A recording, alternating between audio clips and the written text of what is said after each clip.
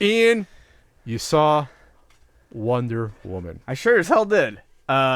It looked good. I was more and more convinced leading up to it. First trailer I thought was iffy. Second one was better. I Yes, thought. exactly. First trailer was iffy to me. Second one was better. Reviews started to come in, and I wasn't confident, but I just really, really fucking wanted a DC movie to be good. So, not counting the Nolan ones. You mean the four that have come out since then? Right. The DCU. The DCU movies. or DCEU, whatever the hell they call it. Yeah. So when it started to get some good buzz, I was like, okay, fuck it. I'm all in.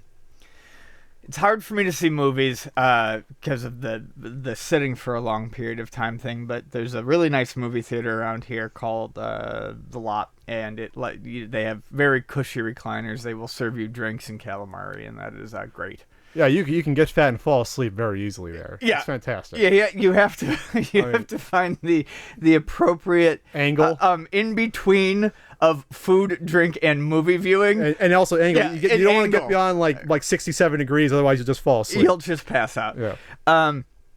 So I went and saw Wonder Woman, and I've been in a very big DC mood lately. Wonder Woman. Been catching up on some actual DC comics.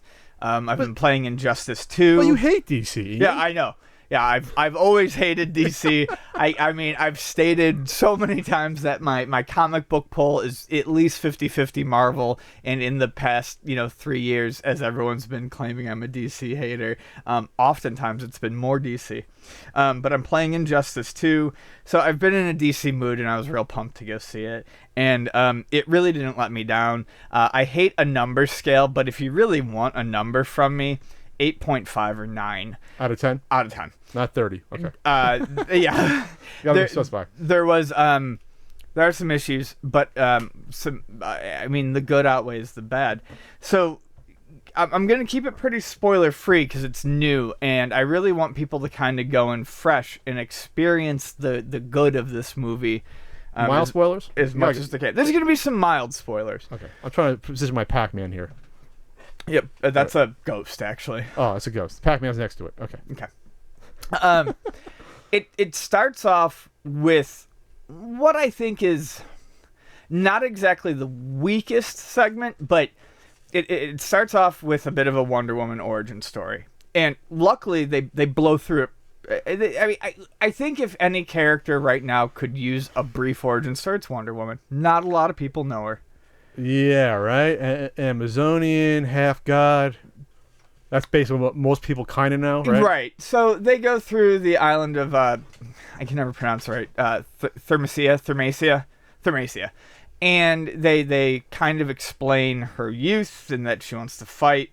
And, Paltana doesn't, her mother doesn't want her to. They explain how she's made out of clay, etc. And Zeus, kind of imbibes her with the power. So they kept all that mythology stuff here. Yeah, they kept didn't shy that. away from No, it. Okay. which was cool because I love mythology. Dude crash lands. Dude. Chris Pine.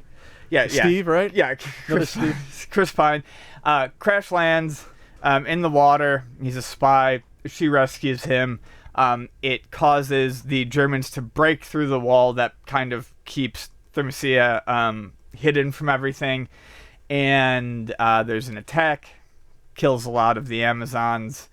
She decides she's going to go with him. Fight the Germans. And fight the Germans. Now, keep in mind, this is World War I. They switched it from the comic, which was World War II. I actually think the World War I angle made it very interesting. Because it didn't default to Nazis and Hitler as enemies. What it did was it generalized the enemy as Ares, the god of war, which made it more comic booky and more interesting to me because it's a general enemy that she's fighting against. She's trying to grasp the concept of war as a whole. Okay. As opposed to war as an idea, as a god. Okay. Which is very interesting. When they first land, she wants to go find war. She doesn't realize that war is this global worldwide thing. So she's naive to the rest of the world, what's going on. Yes, That's but interesting. but in interesting ways. She's not daft. She's got smarts. She just Well, doesn't. yeah, that's what being naive is. It doesn't necessarily mean you're stupid. You just don't know. She just doesn't know. Yeah. But she's not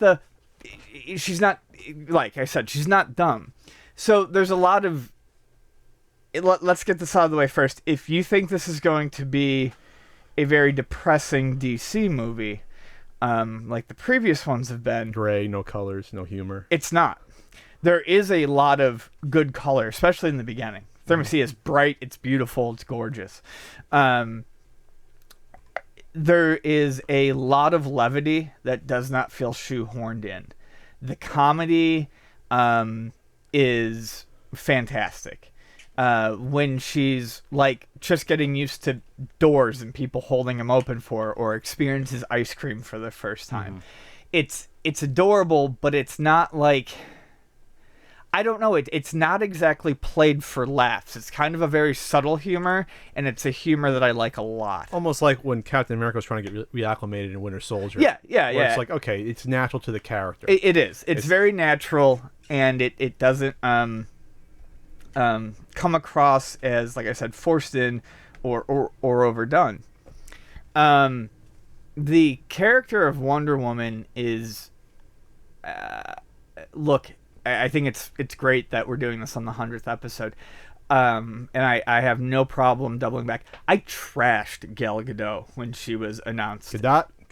Yeah, I wasn't happy with just the fact that her build was so slight. That was just my problem. Because Wonder Woman's build is bigger. That's what my problem was.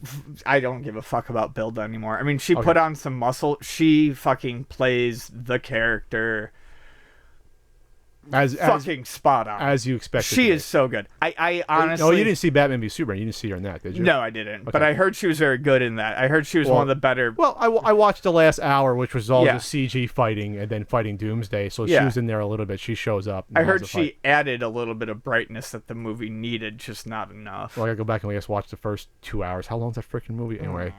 By the way, everyone, on our very first episode, we discussed the casting of Ben Affleck as Batman in August 2013, and that movie didn't come out for 3 years after that, which is kind of weird that it took that long to come out. But anyway, so it's good that this is the 4th DCEU movie. They're 1 for 4 now. It's gotten great reviews, and it's made a lot of money. So They already announced a sequel.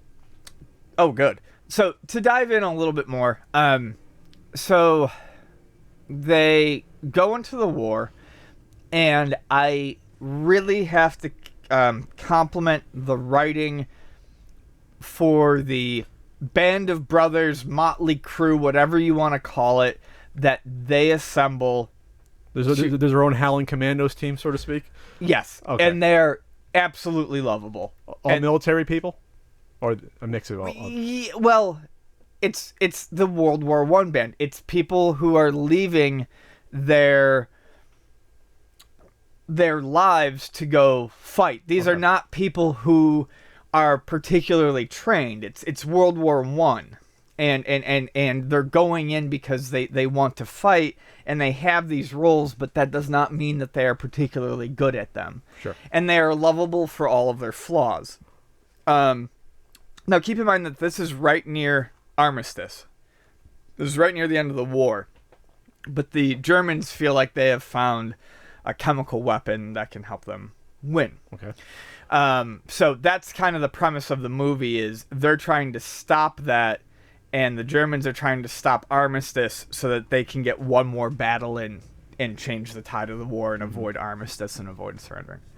So anyways, the movie's great.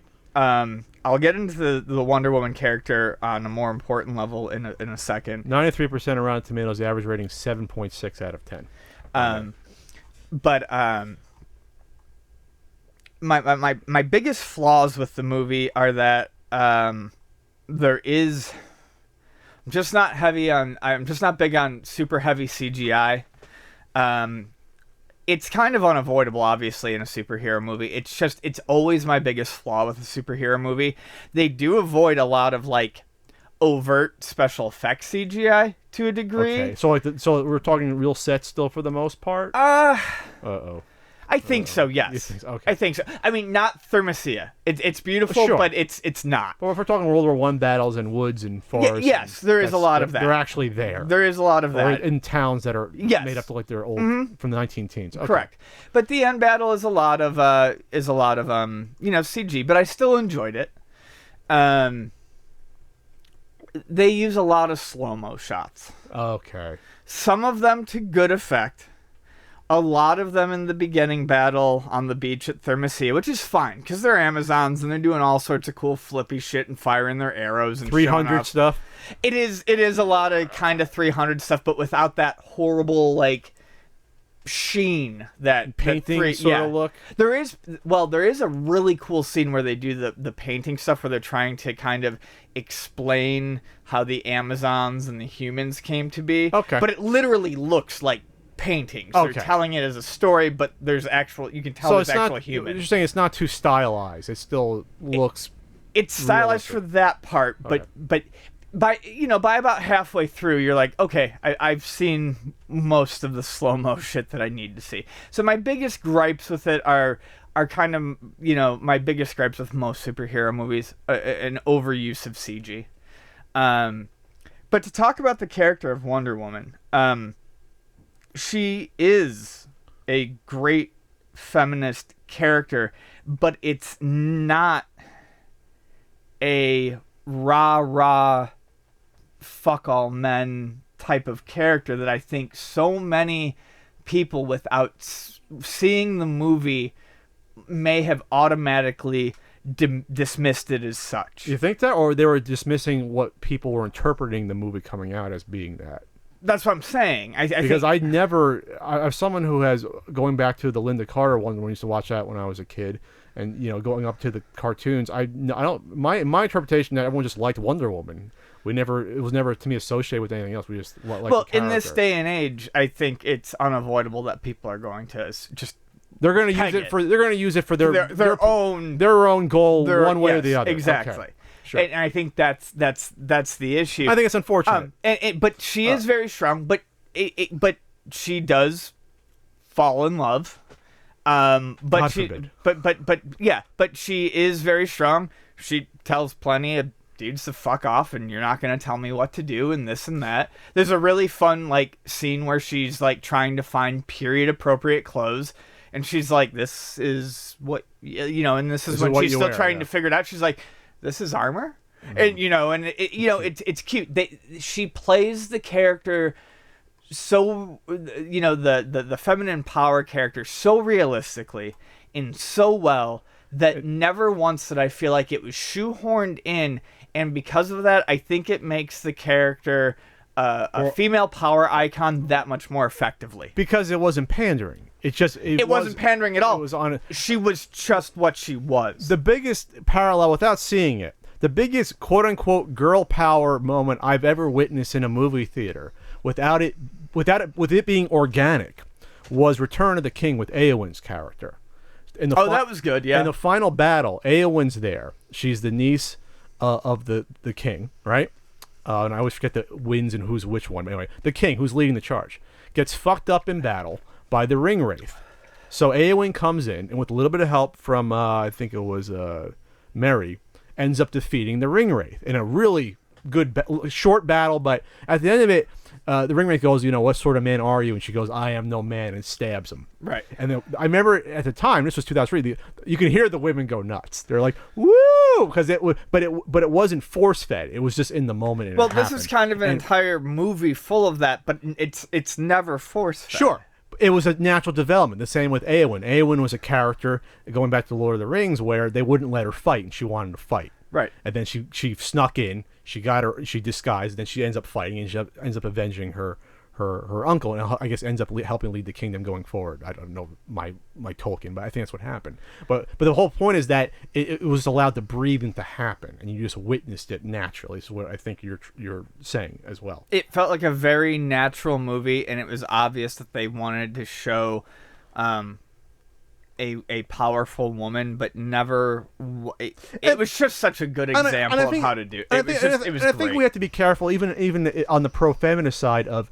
Sometimes I think it goes overboard in not wanting their female characters to project any sort of weakness or show any sort of weakness. But weakness is a part of any character, male or female, and a well-rounded character. Sure. The best characters are flawed. Doesn't matter which ones they are. You know, like I loved was the one Agent Carter. I fucking loved that show. It was unfortunate it didn't get a third season. That was a fantastic female character. Strong character, smart, kicked ass, gorgeous, but also made a couple mistakes. And cried once or twice when bad shit happened. Yeah. And that's what people are. And that was Wonder Woman. You know what I mean? Like, that's just how we are. She makes some rash decisions. But I'm not going to spoil it. I mean, if you want levity in a DC movie, there's plenty of it. And if you want warmth in a DC movie, there is one scene in the center, and I'm not going to ruin it for anyone except for the fact to say it's when the snow falls and someone's playing piano, and it's after an action scene, and I saw it, and after the movie I was like, that's kind of the heart of the movie. It brings everything together and it makes it feel real. It's not just gritty. There's emotion all around, and it makes you feel closer to all the characters, and it really kind of makes the movie work not only as a superhero movie but a war movie. So that's what I've got to say about it. And then this is good momentum going forward to get to the Justice League movie in the fall. Well, because that's how it starts. It's her in the present time, and Minor spoiler. Well, no, that's not. I mean, it literally starts that way. Okay. It's her in the present time, and she gets a picture from back then from Bruce Wayne, and goes, I found the original. I thought you'd like to see it. Memories. And then the entire movie's a flashback to then. Like the ones we used to know. But that's literally the first 5 minutes. So that's not a spoiler. Memories. This is where I'll put an image of us by my bed for the first episode. That didn't happen in the first episode, but we recorded by the bed. The way we were. All right, let's move on.